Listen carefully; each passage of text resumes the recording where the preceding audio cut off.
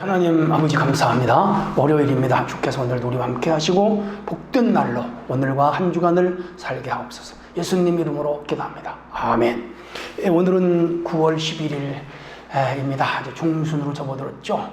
귀뚜라미 소리가 아주 새롭게 들리고 가을은 점점 다가옵니다.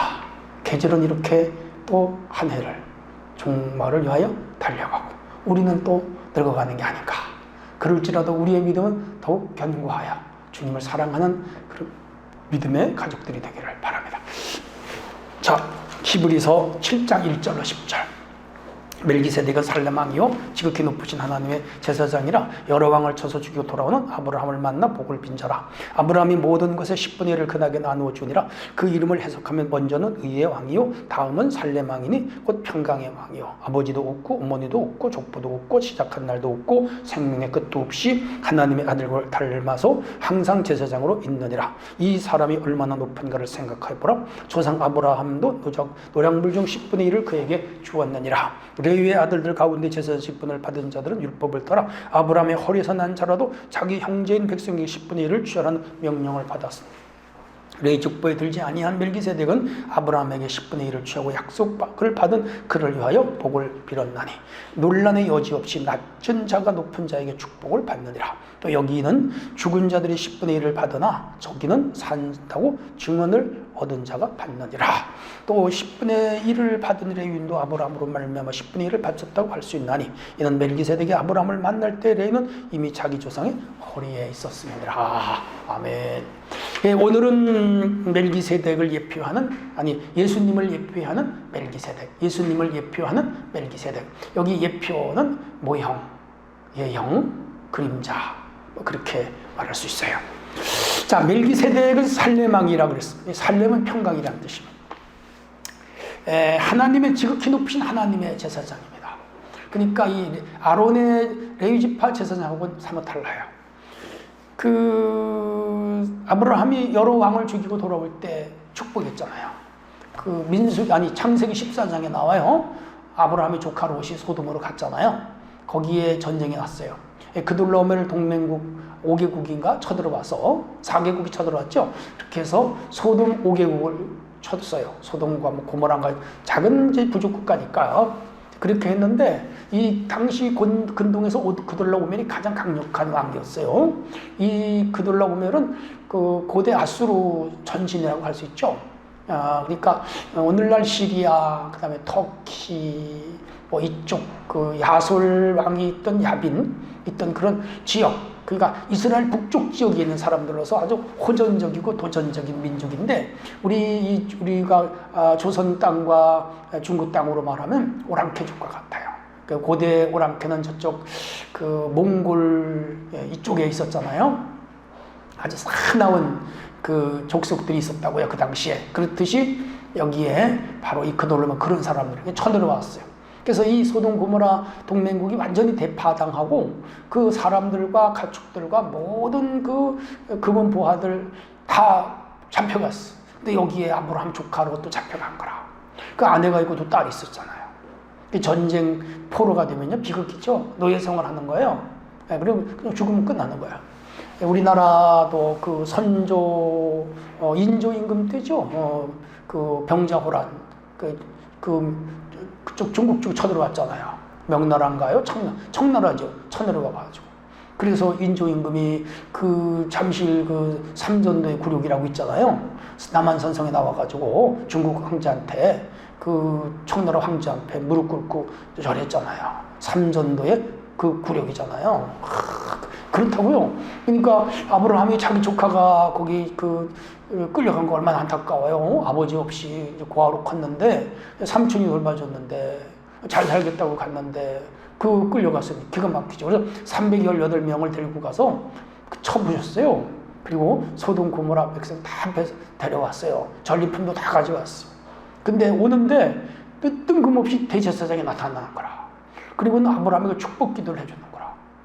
원래 낮은 자가 높은 자를 축복할 수 없어요. 높은 자가 낮은 자를 축복하는 거라. 이게 멜기세덱은 하늘로부터 제사장이라. 신령한 분이라. 그래서 감사해가지고 그분한테 전쟁에서 전리품 중에 10분의 1을 바쳤어요. 그럼 다 받아갔어요. 그리고 나머지 90%는 다 소돔 사람들에게 줘버리고 소돔 왕이 고맙다고 절했죠. 아브라함은 불의하게 혹은 뺏어서 전쟁에 이겨서 얻은 것으로 나는 치부하고 싶지 않다. 하나님이 내가 손으로 일하여 번 것을 가지고 축복해야 축복이라고 생각했죠. 참 깨끗한 사람. 자, 아무튼 간에 그런데 이게 그 멜기세덱이 어떤 사람인가 2절에 먼저 의의 왕이요. 두 번째는 살렘 왕이요, 평강의 왕이. 아버지도 없고 어머니도 없고 족보도 없고 시작한 날도 없고 생명의 끝도 없고 하나님의 아들을 닮아서 항상 제사장으로 있다. 하나님 아들이 누구예요? 예수님이지. 저는 이분이 구약시대에 나타난 예수님이라고 그렇게 봐요. 그렇게 보면 맞아요. 그리고 그 성자 예수님이 바로 아브라함을 축복기도 해준 거예요. 뭐로 오셨어? 대제사장으로 오신 거라. 왜 오셨어요? 맞아요. 훗날 예수님이 성육신하여 이 제사장으로 이 땅에 오신다는 걸 구약 아브라함에게 보여준 거죠. 야, 하나님의 역사가 참 놀랍죠? 네. 그래서 그분이 얼마나 높은가를 생각해봐라. 아브라함이 노략물 중에 그분의 10분의 1을 바쳤다. 아브라함이 높아요? 멜기세덱이 높아요? 멜기세덱이 높죠.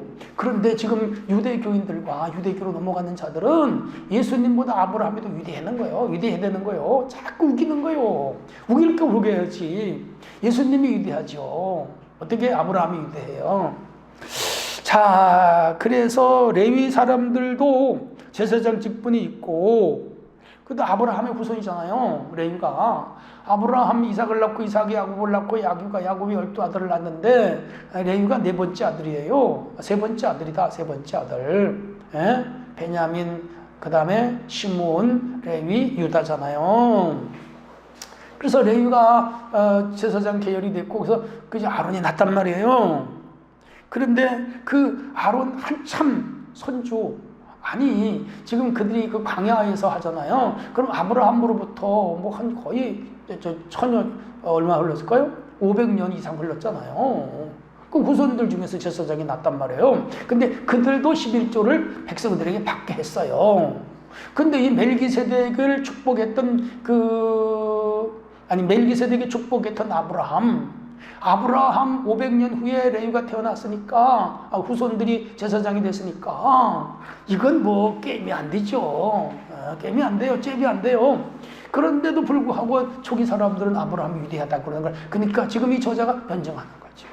레위 족보에 들지 않은 멜기세덱은 아브라함에게 10분의 1을 받고 약속을 받아 그를 축복을 했다.